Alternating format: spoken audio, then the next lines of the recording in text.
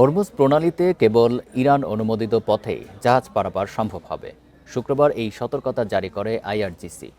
বৈশ্বিক জ্বালানির এই গুরুত্বপূর্ণ রুটে এখনও তেহরানের আইন বলবৎ রয়েছে বলেও জানায় তারা।